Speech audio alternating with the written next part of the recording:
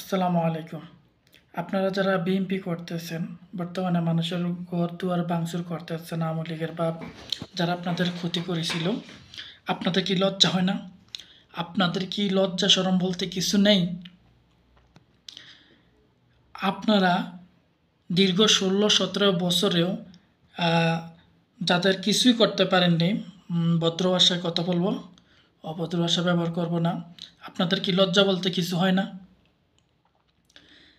আপনারা যে কাজটি ১৬-১৭ বছর করতে পারেননি, এখন এমন কাজ করতেছেন মনে হচ্ছে যে আপনারাই দেশ স্বাধীন করেছেন। বর্তমান যে ছাত্র সমাজ এই স্বাধীনতা এনে দিল, আপনারা তাদের কৃতজ্ঞতা না করে তাদের এখনও রক্তের দাগ শুকায় নাই। আপনারা এখন যে বিশৃঙ্খলা সৃষ্টি করতেছেন, হয়তোবা দেশে আবারও একটি যুদ্ধ হতে পারে এদেশ চলে যেতে পারে অন্য কারো অধীনে। তাই আপনাদেরকে বলছি, বিশ্বের কাছে আপনাদের রেকর্ড নষ্ট না করে এখনই সময় আমাদেরকে বাংলাদেশের মেধাবী তরুণ ছাত্রদেরকে নিয়ে এ দেশের উদ্যোক্তা তৈরি করার। এখনই সময় আমাদের এদেশে উদ্যোক্তা তৈরি করার, এদেশের মানুষের যে প্রতিভা আছে, যে মেধাবী ছাত্র আছে তাদেরকে দিয়ে এই দেশকে সুন্দর করে ঘোরার। তা না করে আপনারা এদেশকে কী উপহার দিচ্ছেন? ভাঙচুর, নিপীড়ন, ধ্বংসযজ্ঞ। এটা কি কখনো আপনাদের জন্য উন্নয়ন বয়ে আনবে? একটা মাফিয়াকে বিদায় করে এখন আপনারা তো আরেকটা মাফিয়া হতে যাচ্ছেন। মনে রাখবেন, এই ছাত্র সমাজ যেটা একবার পারে সেটা বারবারই পারে। আপনারা অবশ্যই আওয়ামী লীগের থেকে এখনও মনে করি বেশি দুর্নীতিবাজ হয়ে যাননি। যারা আওয়ামী লীগকে পতন করতে পারে, যে ছাত্র সমাজ, সেই ছাত্র সমাজ আপনাদেরকেও পতন করতে পারবে।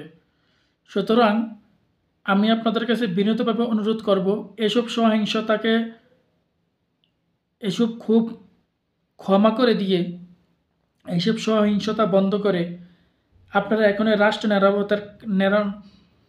রাষ্ট্র মেরামতের কাজে লেগে যান। রাষ্ট্রকে বিনির্মাণ করেন। মেধাবী ছাত্রদেরকে দিয়ে রাষ্ট্রকে এখনই সময় রাষ্ট্রের ভিতরে উদ্যোক্তা তৈরি করেন, এই রাষ্ট্রের ভিতরে বিজনেসম্যান তৈরি করেন, এই রাষ্ট্রের ভিতরে কল কারখানা সহ এগুলো তৈরি করেন।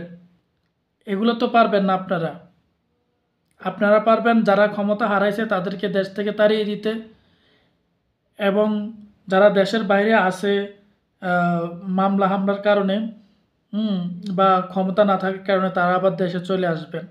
এটাই আপনারা পারবেন। আমরা কেন এই বাংলাদেশ কেন সবসময় অন্য দেশের দিকে চেয়ে থাকবো? কেন বাংলাদেশের রেমিটেন্সের উপরে বাংলাদেশ নির্ভর থাকতে হবে?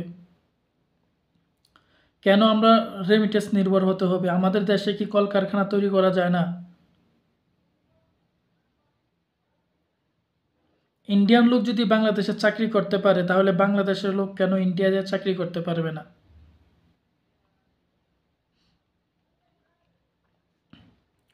ধন্যবাদ। আবারও আমার শেষ একটি কথা বলে রাখছি, সেটা হচ্ছে আপনারা রাষ্ট্রকে মেরামত করার কাজে লেগে পড়েন, সহিংসতা বাদ দেন।